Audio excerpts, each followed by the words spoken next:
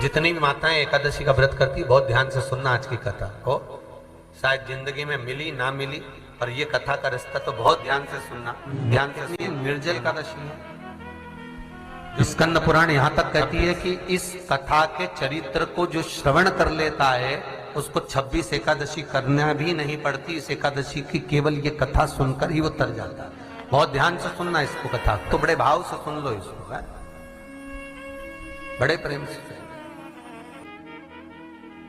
इसलिए सारी एकादशियों में निर्जला एकादशी की महत्वता शास्त्र प्रमाण करता है महाराज। निर्जला एकादशी का उद्यापन जो करा जाता है, उसका उद्यापन और प्रदोष का जो उद्यापन करा जाता है, इन दोनों का क्रम लगभग एक जैसा ही। तो निर्जला पहुंची है, और निर्जला ने जाकर भगवान नारायण से निवेदन करा। भगवान विष्णु ने पूछा, क्या बात है निर्जला, आज तुम खेलती हुई यहां पर आकर खड़ी हो गई, क्या हुआ क्या है? क्या तुमको गौलोक धाम में आनंद की अनुभूति नहीं हो रही जो तुम बैकुंठ में आई हो? निर्जला घूमती घूमती भगवान के सम्मुख में पहुंच गई। भगवान ने पूछ रहे हैं, बार बार पूछा, निर्जला हुआ क्या तुमको?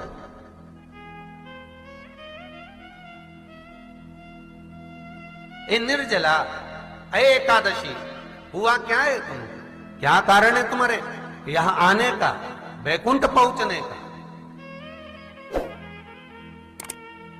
बहुत ध्यान देना महाराज। शास्त्र कहता है सोमवार, मंगलवार, बुधवार, गुरुवार, शुक्रवार, शनिवार, ये देवता वो देवता सबके व्रत कर लो, सारे व्रत कर लो, पर ये व्रत आपको परमात्मा के धाम तक लेकर नहीं जा सकते, क्योंकि इनका जो पुण्य है वो मृत्यु लोक में आप थोड़ा सा भी व्रत करते हैं तो पुण्य समाप्त हो जाता है।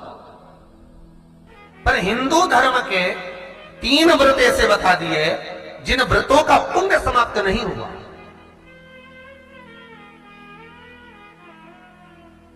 हिंदू धर्म के 3 व्रत ऐसे हो गए जिनका पुण्य समाप्त नहीं हुआ महाराज। क्यों? जिनका पुण्य प्रबलता में बढ़ता गया। पहले नंबर पर एकादशी, दूसरे नंबर पर प्रदोष, और तीसरे नंबर पर शिवरात्रि। एकादशी भी 26 है तो प्रदोष भी जम के बोलते जाओ 26 है। शिवरात्रि केवल 12, केवल 12, और अगर अधिक मास की पड़ जावे तो ये 13, पर अधिक की आय तो 13 है। तो यहां शास्त्र कह रहा है कि 3 व्रत हमारे यहाँ जिनका पुण्य समाप्त नहीं हुआ, जिनका पुण्य प्रबल हुआ, बड़ा। इसलिए आज भी माता एकादशी का व्रत करती है, और एकादशी का व्रत कर कर अगर कोई जीवात्मा को देते हैं, कोई मर भी गया तो उसको एकादशी का दान देते हैं। एकादशी का उसको दान दिया है। महाराज निर्जला खड़ी है, पूछा क्यों आई हो, क्या कारण? निर्जला आई, तब लक्ष्मी मैया उठकर निर्जला के करीब में गई। निर्जला बहुत सरल थी निर्जला। कहते हैं कामा एकादशी सबसे लंबी है। कौन सी एकादशी? कामा। फिर मोक्षदा उससे नीची है महाराज, और निर्जला जो है बिल्कुल छोटा स्वरूप है। निर्जला का मतलब देखा जाए तो केवल 2 चोटी करी हुई है। मस्तक पर भोर लगा हुआ है निर्जला के, माथे पर बिंदी लगी हुई है निर्जला के, सुंदर गले में तुलसी की मालाएं पहनी है निर्जला, हाथ में जो हाथ फूल जैसी माताएं पहले पहनती थी, आपको ध्यान में होगा, ऐसा बड़ा फूल होता था, अंगूठियां पड़ी होती थी, हाथ में ऐसा लगा रहता है। तो निर्जला हाथ फूल भी तुलसी के धारण करी। बड़ा सुंदर स्वरूप है माता निर्जला का महाराज। छोटी है तो माता लक्ष्मी उनके पास में गई और निर्जला से जाकर पूछा, निर्जला तेरे आने का कारण क्या है, तू बता। नारायण आपसे पूछ रहे हैं कि क्यों आई हो, किस लिए आई हो, क्या है तुम्हारे आने का कारण? निर्जला ने कहा, मेरी विनती केवल इतनी सी है मां, कि मैं ये चाहती हूं कि मैं जीव के प्राण छूटने के बाद उसके प्राणों को जिस समय मैं लेकर जीवात्मा के प्राणों को परमात्मा तक भेजूं, बैकुंठ तक भेजूं, गौलोक धाम तक भेजूं, उस बीच में मुझे ले जाते समय कई नरक भी बीच में पड़ेंगे, कई स्थान ऐसे बैतरणी आदि के स्थान बीच में आएंगे, तो वो स्थान में मुझे रोका ना जाना, मैं सीधे भगवान के धाम पहुंच जाऊं। ऐसी कृपा, ऐसी दया।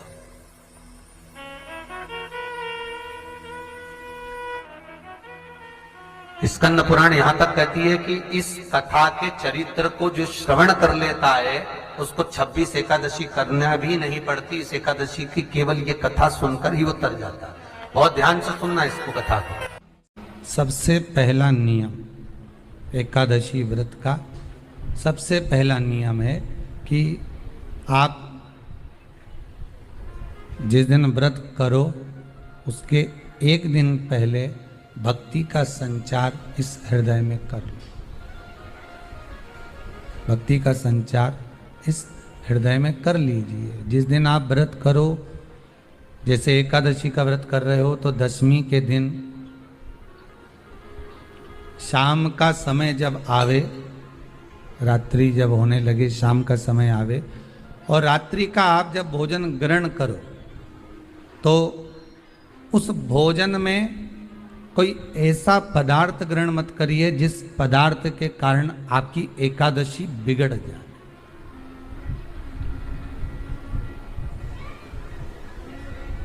कोई बेकार भोजन में ग्रहण नहीं करना, श्रेष्ठ भोजन ग्रहण करिए दशमी के। और एकादशी का दूसरा नियम बहुत ध्यान से सुनिएगा। जिस दिन आपकी एकादशी का व्रत हो उस दिन प्रयास करिएगा कि अपने हाथ से किसी भी वृक्ष की कोई पत्ती टूटे ना। अपने हाथ से किसी भी वृक्ष की, पौधे की, किसी भी वृक्ष की पत्ती अपने हाथ से ना टूटे।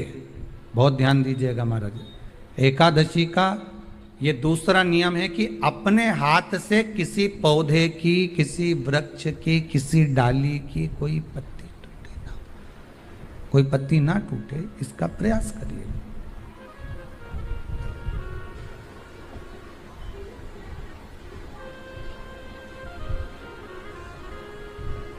कितना सुंदर व्याख्यान कहा है, कितना सुंदर वर्णन है महाराज कि मात्र एकादशी का व्रत कर लेने पर, मात्र एकादशी का व्रत कर लेने पर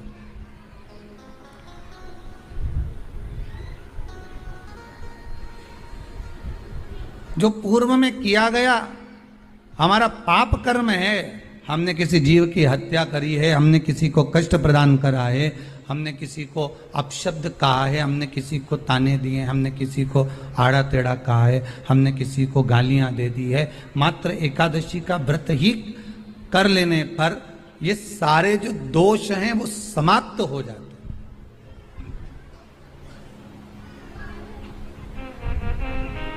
सारे दोष हमारे समाप्ति पर आ जाते हैं।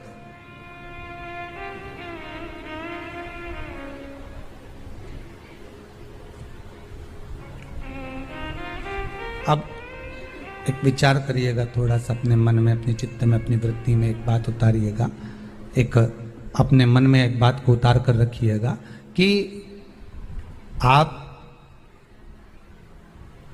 अपने पाप को, अपने पाप कर्म को जिस दिन छिन्न करने वाले हो, समाप्त करने वाले हो, अपने पाप को आप जिस दिन समाप्ति पर लेकर जा रहे हो, तो उसके एक दिन पहले आपको प्रसन्नता होना चाहिए कि नहीं होना चाहिए कि कल मेरा पाप कटने वाला है, कल मेरा पाप समाप्त होने वाला है, जो मैंने पाप कर्म करा है वो समाप्त होगा, जो मैंने पाप कर्म करा है वो कल समाप्त हो जाएगा। तो एक दिन पहले आपके चेहरे पर प्रसन्नता हो कि ना हो?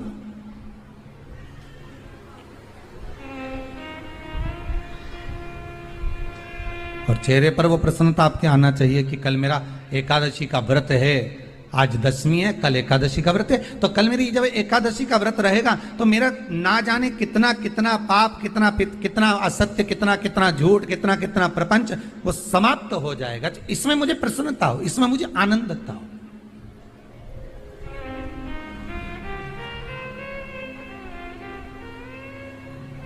तो क्या कहा गया कि प्रयास करिएगा कि एकादशी के दिन कोई वृक्ष की, कोई डाली की, कोई कोपल की कोई पत्ती ना तोड़ी जाए।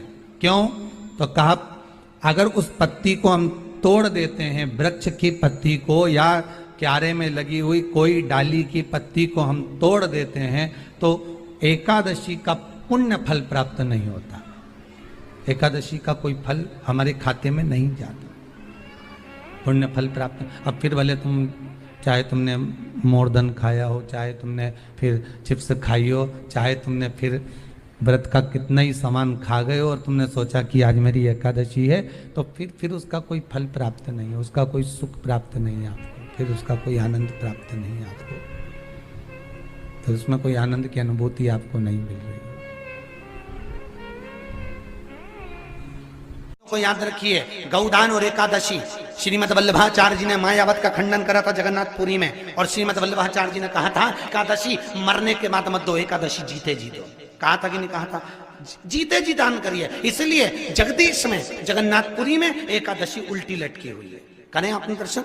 जगदीश में एकादशी को उल्टा लटकाया। क्यों? क्योंकि वल्लभ ने कहा कि एकादशी जीते जी दो। कई पंडितों कहते हैं तुम्हारे दादाजी मर गए, जब 12वें का दिन होता है ना तो पंडित जी संकल्प छुड़ाते हैं, देव एकादशी। बड़े बेटे ने 5 दे दी, छोटी बहू ने 3 दे दी, उसने 2 दे दी, उसने 2 दे दी, तो क्या तुम्हारे दादाजी भिखारी थे जो तुम्हारी एकादशियां लेकर जाएंगे? और तुम कौन होते हो दादाजी को एकादशी देने वाले? तुमने कौन सा इतने पुण्य कर लिए जो तुमने एकादशी दे दी? एकादशी के दान की महत्वता श्रीमद वल्लभाचार्य जी ने कहा कि कोई व्यक्ति अगर खटिया पर सड़ रहा है, पलंग पर तड़प रहा है, हॉस्पिटल में पड़ा हुआ है, तो निवेदन है कि उसको देखने जाओ तो अपनी करी हुई एकादशी में से 2 एकादशी का दान उसको तुरंत दे दो। क्यों? तो जिससे उसको मोक्ष मिल जाए, मरने के बाद नहीं। क्योंकि मरने के बाद तो वो 10वें के दिन, गरुड़ पुराण में लिखा है 10 दिन तक जीवात्मा घर की अटारी पे रहती है। कितने दिन? 10 दिन। 10 दिन के बाद जीवात्मा चली जाती है। कहां जाती है? उसको जहां जाना है। 3 दिन में उसको भोग भोगना पड़ता है जीवात्मा को। 3 दिन नरक का भोग भोगती है, उसके बाद स्वर्ग का भोग भोगती है। 18 दिन में ये प्रोसेस पूरी हो जाती है। कितने दिन? 18 दिन। 18 दिन के बाद में उस जीवात्मा को धान के खेत में पटका जाता है। किसके खेत में? धान के, चावल के खेत में। इसलिए कहते हैं एकादशी के दिन चावल मत खाओ। कहते कि नहीं कहते? और क्या कहते हैं? द्वादशी के दिन चावल खाना जरूरी है। एकादशी का पालना करना है तो द्वादशी को चावल का 1 गिरास खाओ, तब द्वादशी को चावल खाओगे तो एकादशी लगेगी। चावल नहीं खाओगे तो एकादशी नहीं लगेगी। द्वादशी को चावल खाना जरूरी है। क्यों कहते हैं? क्योंकि धान के खेत में जीव को छोड़ा जाता है, उस धान के खेत में, चावल के खेत में जीवात्मा रहती है। उसको चिड़िया खाती है तो चिड़िया के रूप में जन्म लेता है, मनुष्य खाता है तो मनुष्य के रूप में जन्म लेता है। इसलिए एकादशी के दिन चावल नहीं खाया जाता, क्योंकि एकादशी के दिन हम चावल खाएंगे तो जीव हत्या का दोष लग जाएगा। फिर कब खाना है? द्वादशी के दिन। द्वादशी के दिन क्यों खाया जाता है? क्योंकि हम एकादशी के व्रत करे रहते हैं, और पहला घासा जब चावल का खाते हैं तो अपनी करी हुई एकादशी का पुण्य, जितने जीव हमारे मुंह में जाते हैं उनको उसका पुण्य मिल जाता है, और उनका फिर जन्म नहीं होता, वो तर जाते हैं, उनको एकादशी का भाग मिल जाता है। इसलिए कहते हैं एकादशी को चावल मत खाओ, पर द्वादशी को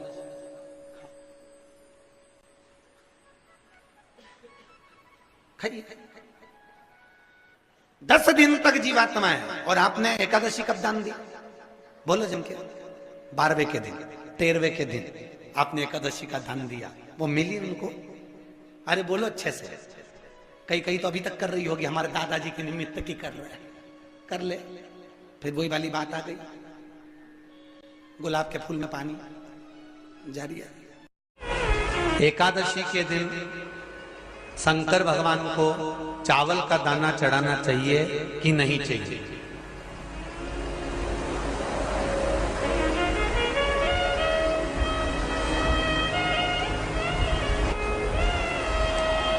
बीमार व्यक्ति से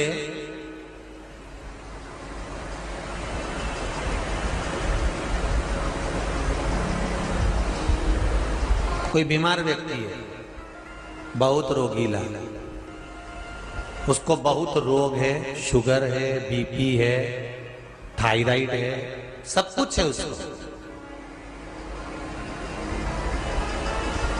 और वो रोगीला व्यक्ति जब डॉक्टर के पास जाकर पूछे, डॉक्टर साहब मेरी तबीयत ठीक नहीं रहती है, मैं बहुत कष्ट में रहती हूँ, बहुत तकलीफ है शरीर में, और अभी सावन का महीने का व्रत आ रहा है डॉक्टर साहब, 1 महीना में व्रत करती थी पहले, करूं कि नहीं करूं? तो डॉक्टर साहब क्या बोलेंगे? बोलते जाओ जरा जम के। डॉक्टर बोलेगा कि आप व्रत मत करो। डॉक्टर एक बात कहेंगे, शरीर स्वस्थ रखना है, व्रत बाद में हो जाएगा, अगले वर्ष कर लेना, पर अभी शरीर को सही रखने के लिए दोनों समय अच्छे पेट भरकर सात्विक भोजन करो और अपने शरीर को ठीक करो। सात्विक भोजन अपने शरीर को, व्रत बाद में भी हो जाएगा, अगले वर्ष हो जाएगा।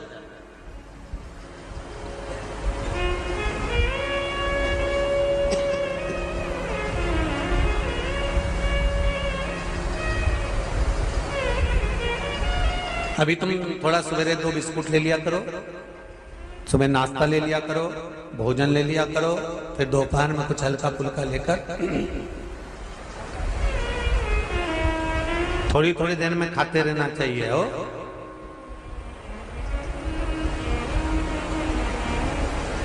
थोड़ा थोड़ा खाओ, थोड़ी थोड़ी देर में खाओ, एक साथ सुरसा जैसे मत निपटा जाए, थोड़ा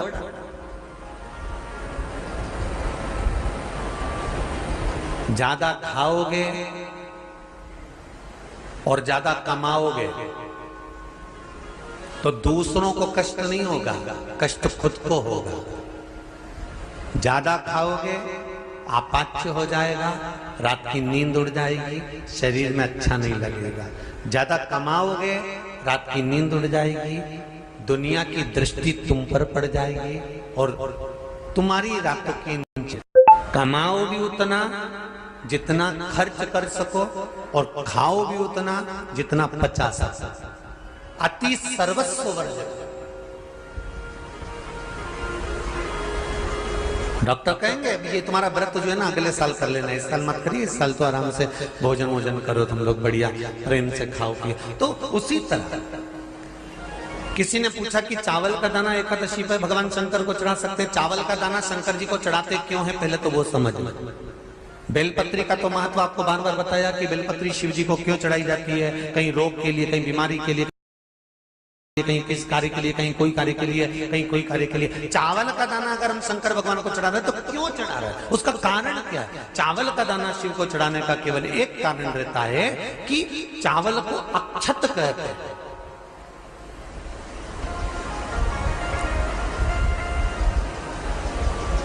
अक्षत का मतलब होता है अक्षय।